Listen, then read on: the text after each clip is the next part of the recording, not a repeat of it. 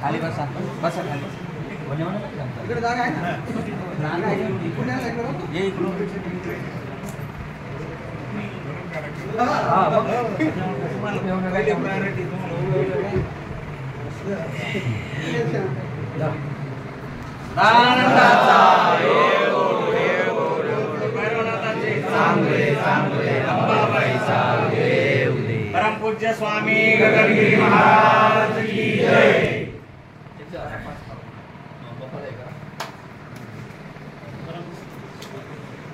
भाऊ टोपी दे 2 मिनिटं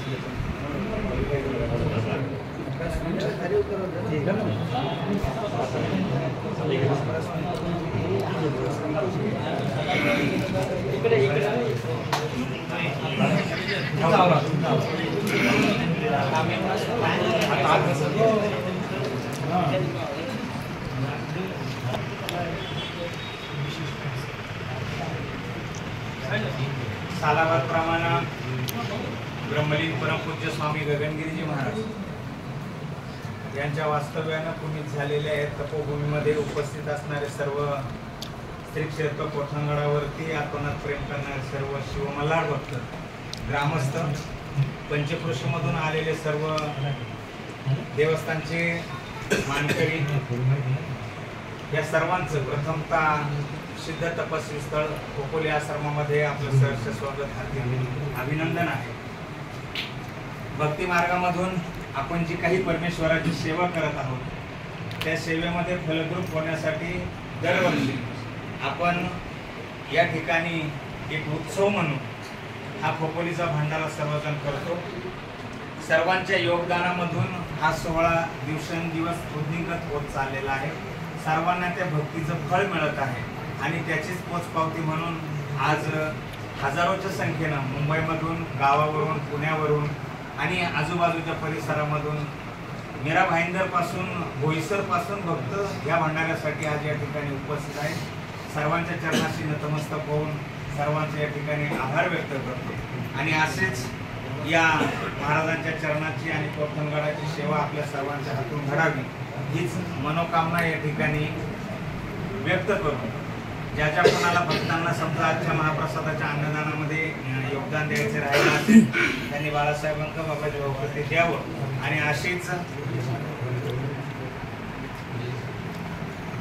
त्याप्रमाणे सगळ्यांचं या ठिकाणी दरवर्षीचं जे काही असं पूजा साहित्य आपले सगळे भक्त परिवार या ठिकाणी देत असतात आणि सर्वांच्या योगदानामधून ह्या सगळ्या गोष्टी घडत असतात।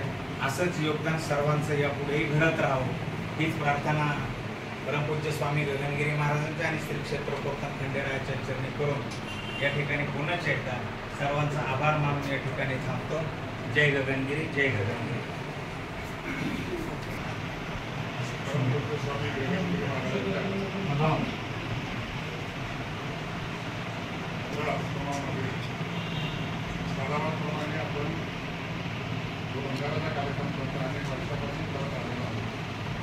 काही वर्ष आपण मोठ्या संख्येने त्यामध्ये भावना वेदांत काही ग्रामस्थ मुंबईतून आलेले नोकरी मंडळी असतात, ते तरुण झाले, मंडळी असतील, सगळ्यांच्या योगदानामधून बंजाराचा कार्यक्रम सुद्धा अगदी चांगल्या प्रकारे भक्तिमय वातावरणामध्ये संपन्न झालेला आहे. या ठिकाणावरून आपण खऱ्या अर्थानं एका विषयावर घेऊन आपली पुढची वर्षभराची वाटचाल करत आहोत. 2 वर्षात आम्ही याच ठिकाणी आपण हिरेमल्हार विद्यालयाच्या शाळेच्या नवीन इमारतीचा संकल्प आपण या ठिकाणी केलेला असतो आणि इथूनच आपण तो पुढचा आशीर्वाद घेऊन त्या कामाला सुरुवात केली. आजच्या स्थितीमध्ये आज त्या कामाच्या शेवटच्या टप्प्यामध्ये आपण आलेलो आहोत. तळमजला आणि पहिला मजला बांधकाम असं दिलेला आहे. आता वरती 1 मजल्याचं फक्त बांधकाम आणि बांधकामांचं असलं पाहिजे आणि पुढच्या वर्षी आपल्याला नवीन इमारतीमध्ये हायस्कूल सुरू करायचं हा आपला टप्पा आहे. हे सगळं करत असताना जे माजी विद्यार्थी आहेत, जे आपले ग्रामस्थ आहेत, जे इंजिनियर आहेत, खऱ्या आपल्या सगळ्यांनी मदत दिली, योगदान दिलं म्हणून एवढा टप्पा आपल्याला 2 वर्षामध्ये गाठता आहे. एकूण ज्याचा खर्च जो आहे तो साधारण 1 कोटीच्या पुढे आहे. एकूण खर्च जो आहे तेवढा खर्च आपण आतापर्यंत जे काही वाटप त्याच्यामध्ये होत आहे, बजेट होत आहे, त्याच्यामध्ये आपल्या महाराजांचा आशीर्वाद आहे, गुजराचा आशीर्वाद आहे, तुमच्या सगळ्यांचं योगदान आहे. आता वेळ कमी आपल्याकडे, आता जवळजवळ ऑगस्ट संपतो म्हणजे सप्टेंबर, ऑक्टोबर, नोव्हेंबर, डिसेंबर या वर्षाचे 4 महिने राहायचे आणि मग पुढच्या वर्षाचे 2-3 महिने जे का आपल्या हातामध्ये येतील. कारण जूनमध्ये शाळा या नवीन इमारतीमध्ये असं नियोजन टप्पा आहे. मी मनापासून सगळ्यांना धन्यवाद देतो की साथ आम्ही घातली, आमच्या शिक्षकांनी घातली, आपल्या कर्मचाऱ्यांनी घातली, त्याला तुम्ही सगळ्यांनी बरोबर प्रतिसाद दिला. यथाशक्तीप्रमाणे प्रत्येकाने दान दिलं. त्यातून एक ऐतिहासिक काम गावाच्या दृष्टिकोनातून त्या ठिकाणी उभं राहते पूर्ण होतं.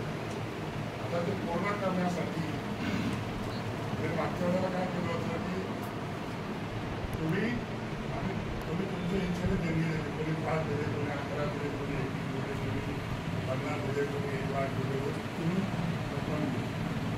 आता ह्या वेळेला थोडंसं आमची अपेक्षा असली की शेवटच्या टप्प्यामध्ये जरी आपण कुठे देणगी दिलेली दिसली तर शेवटचा टप्पा पूर्ण करण्यासाठी थोडा हातभार सगळ्यांनी लावण्यात गरजेचं आहे.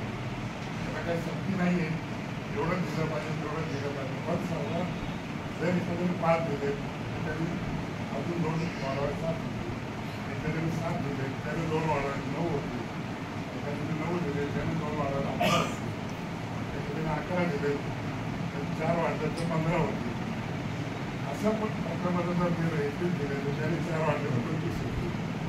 अशा टप्प्यामध्ये जर गेलो आपण एकूण तुमच्या मदतीवरती आम्ही काय सुरू करणार नाही, परंतु आमचं एक आव्हान आहे की शेवटचा टप्पा पूर्ण करण्यासाठी पुन्हा एकदा जे माजी विद्यार्थी आहेत, ग्रामस्थ आहेत, इंजिनियर आहेत, शेतकरी आहेत, गावसेवक आहेत, म्हणजे 11 नाराज होते. 11 अशा टप्प्यामध्ये जरी आपण पुढे गेलो तर चांगल्या त्याने असं पुढं म्हणजे जो पहिला आकडा आहे आपला त्याच्यामध्ये ही वाढ होते. आम्ही काय करू पुढील अपेक्षा आपण सगळ्यांची अपेक्षा काम असेल, गावकरी असतील, सगळ्यांचे तो टप्पा पूर्ण करण्यासाठी आणि मला पूर्ण करण्यासाठी तुम्ही जसं आता पण हातभार दिला, एक शेवटचं आव्हान आहे आमचं. शेवटच्या टप्प्यासाठी आपण सगळ्यांनी हातभार लावावा. सगळ्यांकडे शाळेचा आपण नंबर पैसा आहे तुम्हाला पावती पोहोचतो ते आता पहिल्याचा नाही करणार की तुम्हाला एवढ्यासाठी जायचं वेळ घ्यायचा म्हणून भेटायचं घरी जायचं तर थोडी त्या अकाउंटवरती जरी ट्रान्सफर केली की थोडी कंटिन्यूली पावती घ्यायची आपली नेहमीची रक्कम एकत्र केली जाते जर 2 आले 5 होते त्याचे 2 आले 7,000 पहिले 7 होते 2,000 आले 9,000 पहिले. धन्यवाद सर. प्रसंगावधानानं भक्तीचं फळ कशा पद्धतीने मिळतं त्याचं मूर्तिमंत उदाहरण आपल्या सर्वांच्या समोर या ठिकाणी मी काही प्रसंगात सांगू इच्छितो. बालपणापासून खंडेरायाची करत असणारी सेवा आणि नंतर परमपूज्य स्वामी गगनगिरी महाराजांचं निश्चिम झालेली सेवा ज्या माणसाच्या हृदयामध्ये राहिली, ज्यांनी गावाची सेवा केली, देवाची केली, समाजाची केली, शून्यामधून ज्या माणसाला एक सामान्य परिवारामध्ये जन्म घेऊन तो माणूस मुंबई शहरामध्ये येऊन एक ट्रान्सपोर्ट व्यवसायामध्ये फक्त ड्रायव्हिंग शिकून नंतर तो माणूस पोलीस खात्यामध्ये जाऊन पोलीस हवालदाराचा पोलीस कॉन्स्टेबल होऊन उपप्रमुख होऊन उपपोलीस निरीक्षक होऊन आज भक्तीच्या जोरावरती आपल्या सर्वांचे सहकारी मित्र म्हणेल मी आणि जीवाभावाचं नातं ज्यांनी सर्व गावकऱ्यांशी जोडलेलं आहे असे आपल्या सर्वांचे लाडके बाबाजी विठ्ठल जगताप यांचा आत्ताच काही महिन्यापूर्वी PSI म्हणून या ठिकाणी त्यांची नियुक्ती झाली आणि म्हणून सर्व गावकऱ्यांचा असणारा हा कृपा आशीर्वाद त्यांना फलद्रूप होऊन आज सर्वसामान्य माणूस या ठिकाणी PSI पोस्टपर्यंत गेलाय. सर्व गावकऱ्यांच्या वतीने त्यांचं प्रथमतः या ठिकाणी कार्यक्रम आणि साहेबांच्या शुभ हस्ते पेढा भरून आणि श्रीफळ या ठिकाणी देऊन, कारण या बाकीच्या सगळ्या नियोजनामध्ये साहेब आम्ही सॉरी आम्हाला हे सर्व काही क्लिक झालं नाही पुष्पगुच्छ वगैरे, परंतु तो आशीर्वाद ऑलरेडी साहेबांकडून तुम्हाला पहिलाच मिळालेला आहे. साहेब पेढा भरवायचा आपण आणि सगळ्या गावकऱ्यांच्या वतीनं आपण त्यांचं हे करा.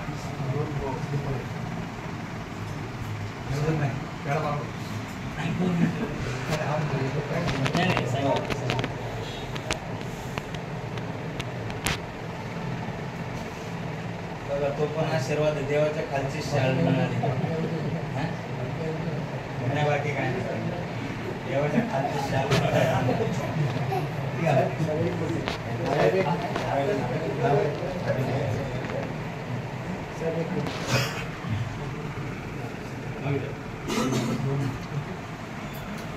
खरोखर घेण्यासारखं आहे ना, म्हणजे आपलं आहे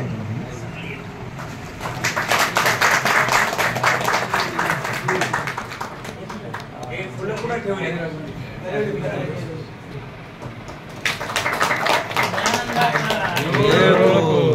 स्वामी गगनगिरी महाराज की जय.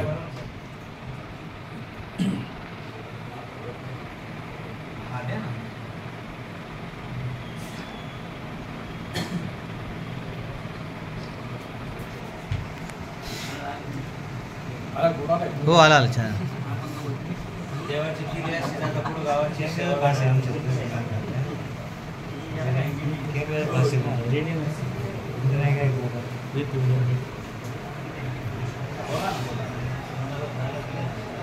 ॲक्च्युली आज काय बोलायचं नव्हतं, बोलणार होतं.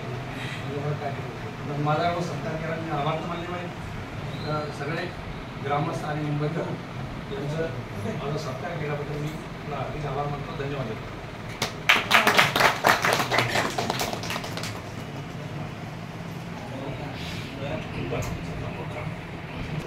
आश्रमामध्ये होत असणारा आपल्याला एक दिवसीय भंडारा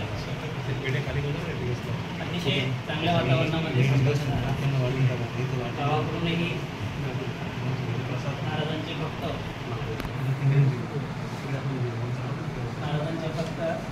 आलेले आहेत, मुंबईकर आलेले आहेत आणि आपल्या सर्वांच्या स्मृतीनं हा कार्यक्रम अतिशय आनंददायी होतो. दिवसेंदिवस याच्यामध्ये आपली वाढ होत आहे आणि भंडारा म्हटलं काही ऊर्जा असते आणि ती ऊर्जा आपल्याला म्हणजे घरी जाईपर्यंत परत ते म्हणण्यापेक्षा एक वर्षभर होते. कारण आता श्रावणामध्ये मागच्या महिन्यामध्ये येऊन बघा जेव्हा मी तारीख घेऊ तेव्हापासून ते रोज व्हॉट्सअपला आपला घरी भंडारा आहे, आपला प्रसाद आहे, असं म्हणजे एक वेगळी ऊर्जा असते. देवस्थानचं कुठल्याही कार्य असते तर एक वेगळी ऊर्जा असते. त्या माध्यमातून आपण करीत असणारा हा खरे भंडाऱ्याचा कार्यक्रम अतिशय चांगल्या पद्धतीनं संपन्न झाला. तर यावर्षी आपली देणगी जमा झालेली आहे 29,927 रुपये आणि त्यामधून आता भंडाऱ्याचा खर्च श्रावणामध्ये जर घेतला तर मला वाटते काहीतरी 21,000 सांगितले होते मला. पण आपण फक्त काल श्रावण संपलं बघा, योगायोग कसं काल श्रावण संपलाय आज आपण इकडे 15,000 त्यांनीच सांगितलं तर 15,000 द्या. तर तो भंडाऱ्याचा देणगी 15,000 आहे. आपल्या सर्वांसाठी जे कुपन घेतले 4,600 रुपयाचे म्हणजे आपले 230 लोक इथे पिंपळगावकर 230 किंवा आपली पाहुणे असते. ही वाढणारी संख्या आणि आपण घरून ज्या म्हणजे आपल्या घरच्यांना घेऊन येतो याचा पण एक वेगळा उत्साह असतो. सकाळपासून आपल्याला जायचं, खोपोलीला जायचं, महाराजांकडे जायचं म्हणजे एक वेगळा. तर मी स्वतःही महाराजांचं थोडंसं स्थान निर्माण करण्याचा प्रयत्न केला आहे. त्याच्यामुळे म्हणजे ती एक काय ऊर्जा असते किंवा आता बाबाजीवांचा अनुभव सांगितलं त्यांनी म्हणजे एक वेगळी आहे. आपण जेवढं देत जाऊ तेवढं ऑटोमॅटिक परमेश्वर आपल्याला त्या पाठीमागे देत असतो.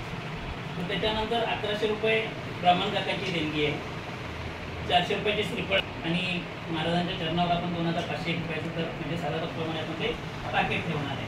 तसं 23,601 रुपया आपला खर्च झालेला आहे आणि 29,927 म्हणजे 6,326 रक्कम ही पुढच्या वर्षासाठी आपली सर्वांची बॅलन्स आहे.